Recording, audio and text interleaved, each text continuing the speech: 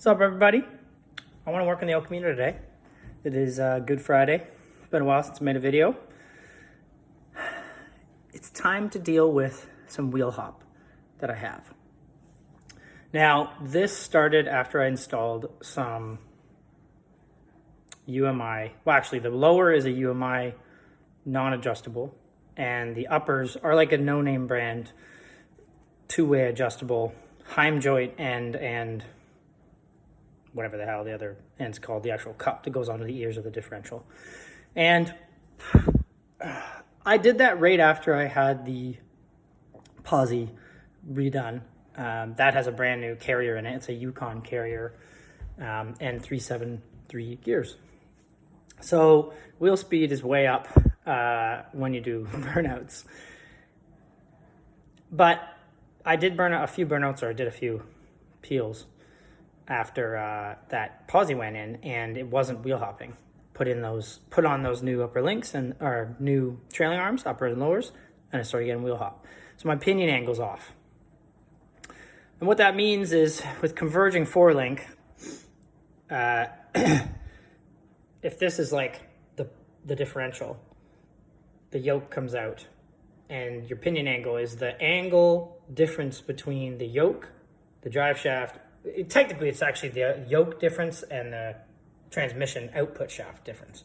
But a lot of people use the drive shaft and the yoke itself to kind of measure those differences. Now I'm doing this from I'm doing those angles from my perspective right now, but when the differential is nose down, that's a negative pinion angle. And the drive shaft's coming down at the same angle. When you get on the gas, that differential comes up, right? It's not supposed to come up a ton because the converging forelink should actually control that movement. But inevitably, it does move. And right now, I think because this nose down, or I think right now the pinion angle is probably almost even flat or even a touch nose up. And I believe that's bad.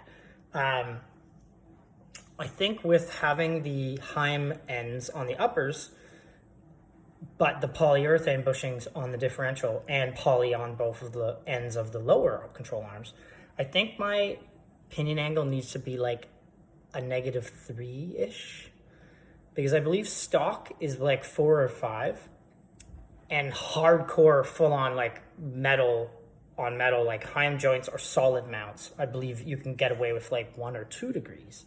So I'm going to try and adjust it to -3 and see if it makes a difference. But it was wheel hopping bad the other day, and I want to fix it.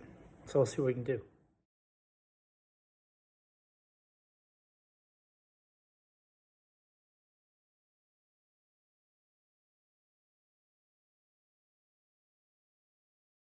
Again, well, my air hose just leaks continually. So I forgot I actually ordered these. These are replacement bushings for the ears and the diff. We can try pressing those out while I'm here.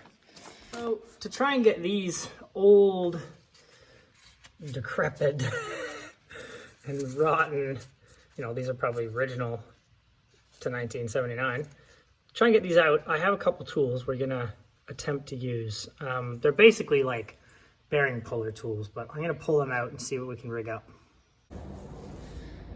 It's okay, relax, relax.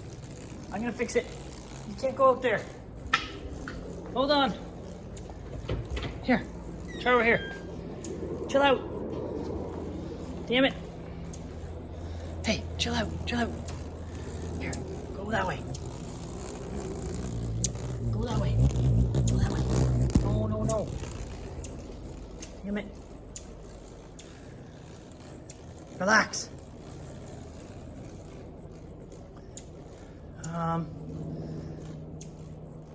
What am I gonna do? You're gonna get tired, right? Why don't you just land? I'm gonna move back. Just relax.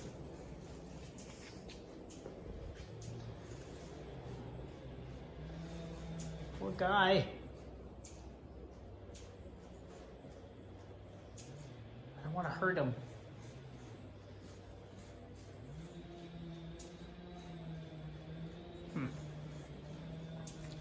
Okay, we're gonna try something else.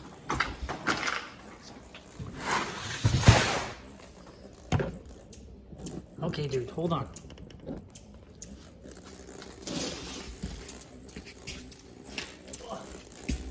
Just want to encourage you to go towards the door. Go towards the door. You're okay. Go towards the door. No, no, no. Go towards the door. I'm gonna get you out. Keep going. Yeah, yeah. Keep going that way. I know. Keep going. Keep going. I'm gonna help you. Keep going this way. Oh, oh. We're almost there. Relax.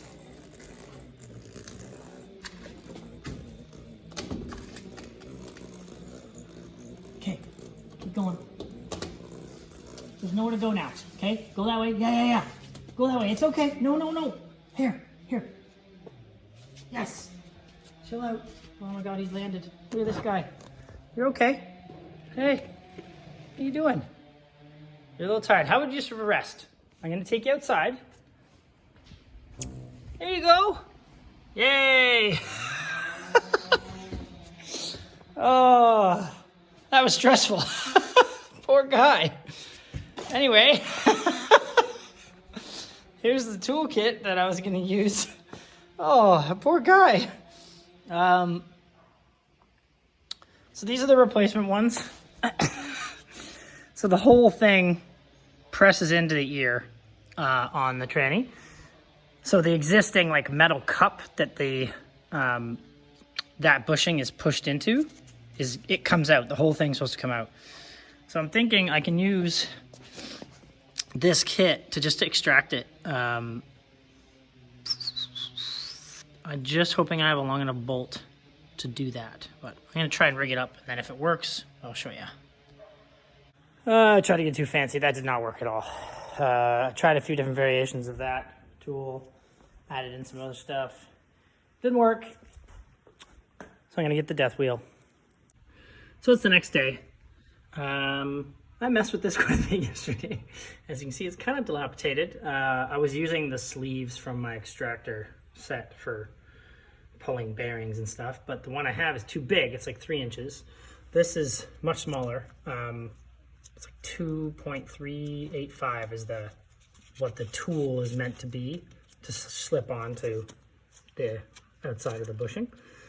So I'm gonna make one because I went into town yesterday to try and buy one, and they didn't have it at my parts store. So I'm gonna use some stainless exhaust pipe, cut it down the middle, and try and form one that will work. And we'll see how that goes. So this is what we got. Too big, goes right over the ear itself. What we need is to cut a whole section out of it, bend it down, and weld it back together, and hopefully that'll be enough to get this guy to slide out of there and just ride on the outside of the ear. So yeah, it's gonna be fun.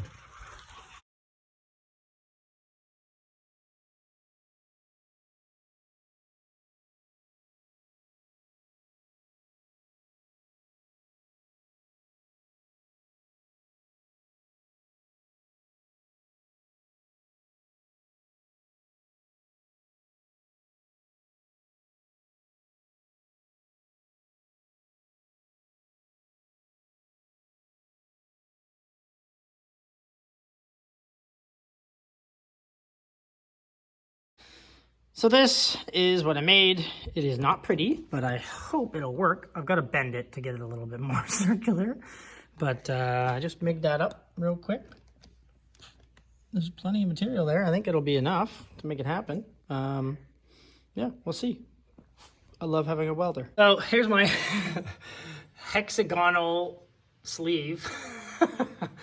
Hopefully it doesn't crack when I start putting pressure on it, but it slips onto that bushing pretty snug, and that's what I need to just get it out of there. And then I can reverse it to put the new one in. But yeah, let's see what happens here. Hopefully this works.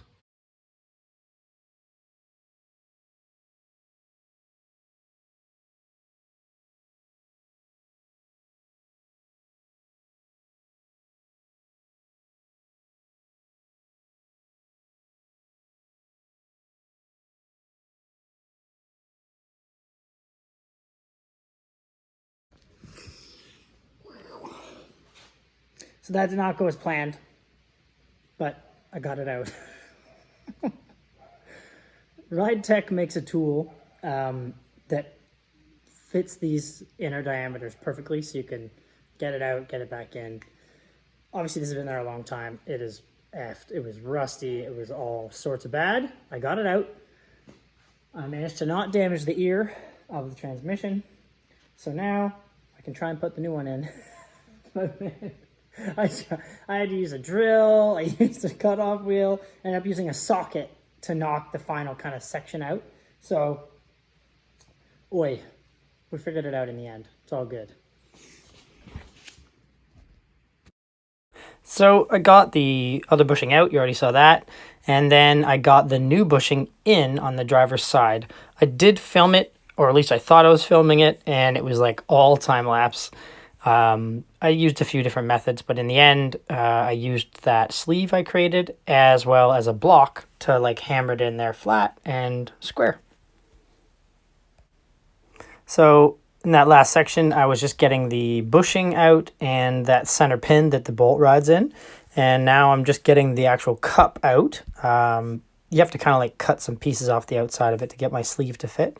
And I'm using a bearing puller sort of setup with that big bolt from pulling bearings, which makes it way easier.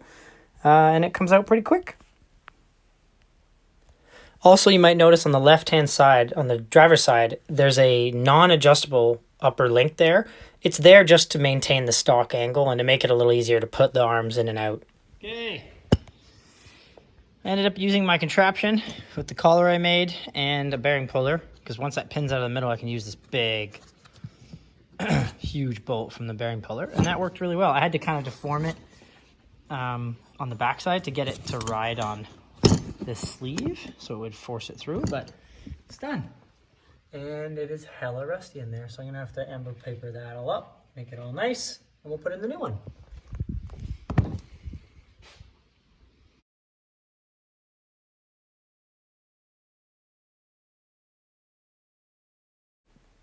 Smashing the new bushings in with a block and a hammer and then like a little mini sledge I had. Oh my god, it is such a pain in the ass. It is tiring, and I smashed my left hand 3 times, 3 separate times. Twice with the hammer, once with the sledge, and it was so swollen the next day. Ugh. Yeah, we're in there. She's good. I might actually need like 1 or 2 more swings just to get that rib in there, but yeah. You can sort of see the comparison. Yeah, it needs a couple more swings. Ow, that hurt my hand. At some point with any of these projects, I just get to a point where I'm like, okay, I'm not going to use any of these other tools. I can't have them laying around anymore. I just OCD about it. So yeah, clean up. And I bring it down. Everything got reinstalled, and the upper arms, I didn't tighten them down until it was on the ground. And that's something important. You're not supposed to actually tighten them on the lift. You got to tighten them under load of the car. This is my yoke angle it's displaying. Right now, the yoke is +1. Like edging on +2 almost. And when you put this guy onto the drive shaft, it is also +1. So that means that when you floor it, the the differential nose goes up even further, which then basically binds the universal, and the whole drive shaft goes up too, right? Like because of that angle, because of the movement. And I believe the transmission, when you floor it, in theory, it also, like the output shaft of the tranny, in this case it's a Saginaw, then it would actually be nosing down. So this is like bent, it's like completely messing up the action. So what I think I need to do is I need to get this angle to read negative. So right now we're calling this positive because it's nose up. We want it to be nose down, and I think we want it to be -4, because that will give me when you subtract that from the transmission, or from the drive shaft coming down, it should give me a -3. And I'm going to have to kind of check both as I go here, but yeah, I'm going to adjust the upper arms now, and that's what I'm going to show you how that works. This might be boring, but there might be burnouts later. So to get the nose of the transmission to dive, I need to unlock these lock nuts on either side, this bad boy here, with my 1 1/8 inch crescent wrench. And then once that's done on both sides, I need to turn both of the arms, because there's two. There's one there and one here. I have to turn them at the same time, the same direction. Now to get the transmission to nose, or to get the differential to nose down, I need to shorten these arms. So they're too long right now. It doesn't mean I have to shorten them a ton, but I'm gonna have to shorten them enough that I see a difference on the gauge. So that's gonna be a process, but I'm gonna rip through it and see what we get. Turned both arms 3 turns the same direction, which was turning them in, meaning it was turning them to be shorter. And what you can see here, and I'm gonna time lapse the next part of it, is we actually have gone from 1 positive to now, where is it sitting to be exact? It is, it's hard to see on that angle from me. It's basically just past 0 negative. So I have to keep going quite a bit. I need to shorten them up. But before I do that, while I've been doing that, I believe that at the tranny, not only that, but the not only is the diff coming down, but the drive shaft is also being affected. So I'm pulling the drive shaft down more too. So I need to find that equal point where I can get it to where it should be. So now the drive shaft, where before it was only showing down 1, it is now showing down 2. So I've got quite a bit of adjustments still to do. Yeah, it's right on, or up 2, I guess, in comparison. So the difference between them right now would be, yeah, I'd be at, I'm now only at 2 positive. So I have quite a bit to go. I gotta move it down a bit, I think. Does that work? If it's 2 positive and the diff is 0, now I effectively have a 2-degree pinion angle. That's the difference. But actually, I'm wrong, because I am wrong. Because you subtract the drive shaft angle from the differential angle. And if the diff is 0, when I subtract the drive shaft from it, I have a -2, not a 2. So now, I only need to go a little bit more and I'll be at my 3. So I'm gonna do one more turn on both arms, lock them down, check that we end up around that -3 with the difference, and then we'll go for a test drive and see if it made a difference. I hope it does. And here's that angle changing as I dip the nose of the differential, and then I check the drive shaft one more time. So it's adjusted. I think it's where it needs to be, but I could be wrong. So we're gonna go do a test drive and see what happens when I give it some beans and if it jumps again. Now, there is a chance that it's not just the pinion angle, it could be a combination of things. It does have gas shocks on it. Before putting in this 373 gears that it has now, and the new posi, it didn't wheel hop. At least I don't remember it ever wheel hopping. I could do big smoky burnouts and it was fine. It, however, had the stock steel, you know, shitty riding, handling, old 1979 control arms and bushings. So, but it had the gas shocks. So are the gas shocks an issue? Are they not loading the differential, loading the suspension enough to keep the wheels down? That could be it. El Caminos have a lot less weight in them than like a Malibu or a Cutlass or Monte Carlo, so that could also be part of it. It just might have more wheel hop. And ride height might be an issue. Right now, the gas shocks are, what are they set to? I think about 50 pounds. Let's see what we got here. Let's see.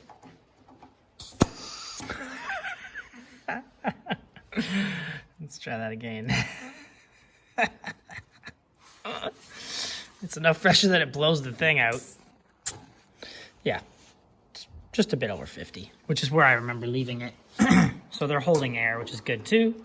50's, I think, a good around town, nothing in the bed level. Too soft, and you're definitely not loading the rear end at all. And too much, you're rising the rear end too much, because that's one of the drawbacks of not having a load in the back. When you air up those shocks, it raises the rear end, which actually changes your pinion angle. So right now, having said it, I have to keep in mind that I put it at 50 and I keep it at 50 for the future. Or what I'm leaning towards doing anyway is remove the gas shocks, get like a drag shock in there, and lowering springs, and just readjusting it down the road again. So we'll see what the test drive brings us.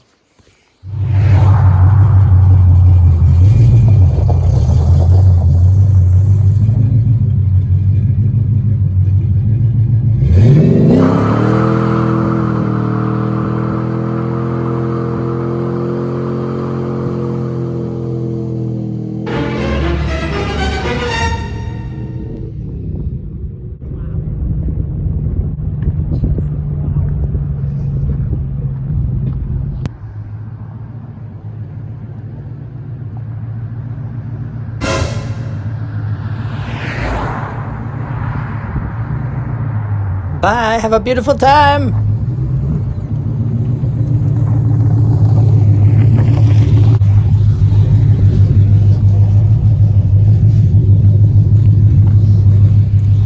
It's working. So we're back home. I fixed it, I guess. It was a little weird at first though. So I went for a quick drive.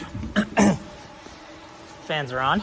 I went for a quick drive, and when I first launched it, I think the tires were too cold still, or something, which I figured would make it easier to do a burnout, but it hopped. I kind of pulled off to the side of the street and I just rolled on it and gave it some gas. It hopped. Then I kind of pulled over and I made a turn to come back, figuring like, I gotta go adjust this thing. But as I did that, I did like a little donut basically, and it spun great, and I headed home. And then there's another kind of little, just slightly uphill section. And I came to a stop there, and I dumped the clutch. I didn't dump the clutch the first time. And it smoked them. Perfect, no hopping whatsoever. I was trying to figure out what happened with that. So I actually went to the other side of where I am, out here in the middle of nowhere. And you can see in the video, I kind of had to wait till it was safe. Arguably safe. And then, burnouts happen. And it was perfectly fine then too. Again though, I'm dumping the clutch there.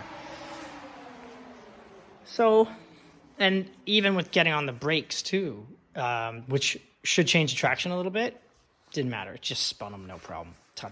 Enough power to do it at least. So yeah, stoked. I'm gonna do some thinking on it. I think possibly when I did the little donut turnaround, it might have like kind of set everything where it should be, because looking at the angle of the rear end, everything's actually centered now, and the right hand side was actually sticking out just a touch before, and I think what we just did is actually recentered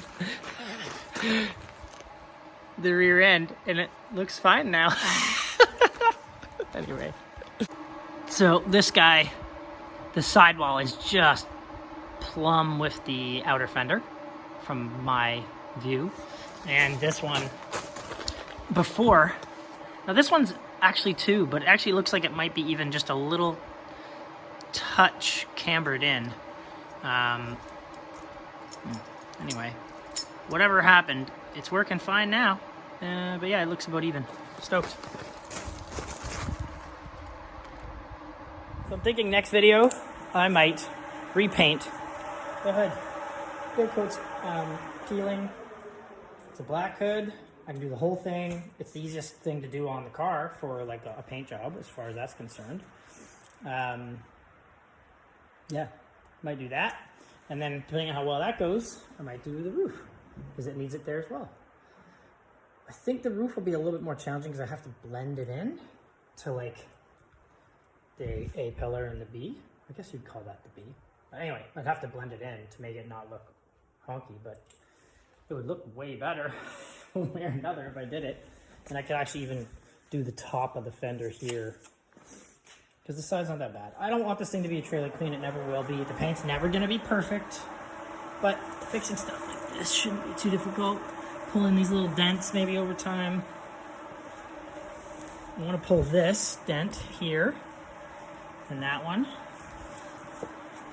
This is Bondo, and that's a whole other story. The guy I bought this from was hit in a parking lot, super low speed. It's an old fella.